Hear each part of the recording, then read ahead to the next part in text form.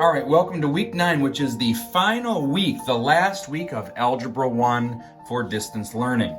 We have one learning target for the day, and is I can factor out the GCF of an expression. And a lot of you know that GCF stands for the greatest common factor. So the question is, what is this? And really in simple terms, it is just the distributive property backwards.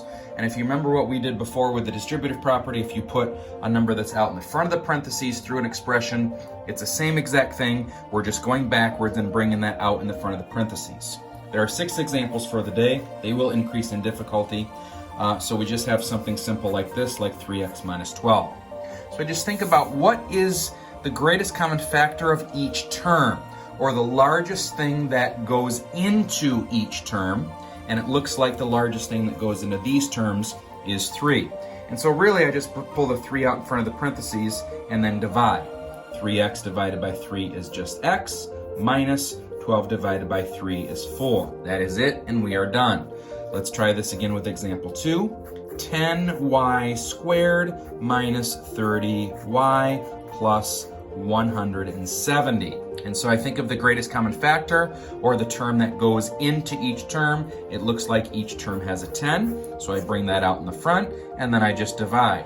10 divided by 10 is 1y squared. I can just write y squared. 30 divided by 10, or negative 30 divided by 10 really, is a negative 3. Bring down the y. And 170 divided by 10, when I divide something by 10, I can just drop one of the zeros. So that's my final answer, 10 times the quantity of y squared minus 3y plus 17. Let's keep going, same process. Example 3. I could have AB minus AM. A little bit different, I don't even have any numbers here, but I do have variables, and the same process holds true.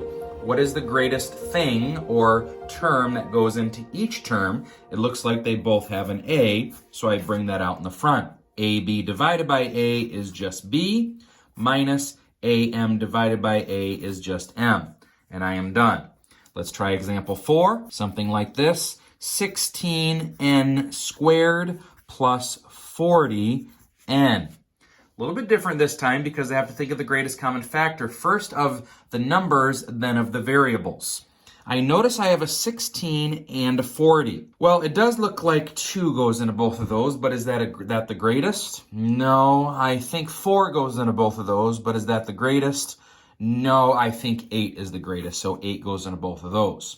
Also look at both terms. They both have at least one n, so the greatest variable that I can take out is 8n. And now I just divide. 16 divided by 8 is 2. N squared divided by n is n, plus 40n divided by 8n is just 5. There's my final answer. Last 2 examples for the day. Let's say that 5 is 15ab squared plus 20a squared b minus 40a squared b squared. Okay? So look at the greatest common factor for each number. I have a 15, a 20, and a 40. Those are my coefficients. My GCF is just going to be 5. That's the largest number that goes into each of those. And now I just do each variable at a time. I have 1a, I have 2 a's, I have 2 a's. The largest that they all have is 1. I have 2 b's, I have 1 b, and I have 2 b's. The largest that they all have is 1. So I have a 5ab as my greatest common factor. And so I can just divide each term. 15 divided by 5 is 3. A divided by A is canceled. I don't have to bring that over at all. B squared divided by B is just B. My first term is done.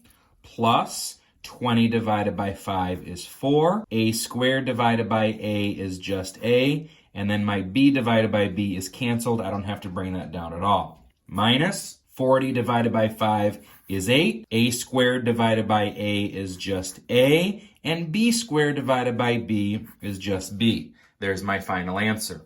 And for my last example, and we are done for the week, we are done for the summer, is going to be 81x cubed y squared minus 36x squared y squared plus 45x squared y to the 5th. All right, so let's first decide what the greatest common factor is going to be. I have an 81, 36, and a 45. It seems to me that 9 goes into all those, and that's the largest. Okay, what is the greatest common? What is the greatest common of the variables?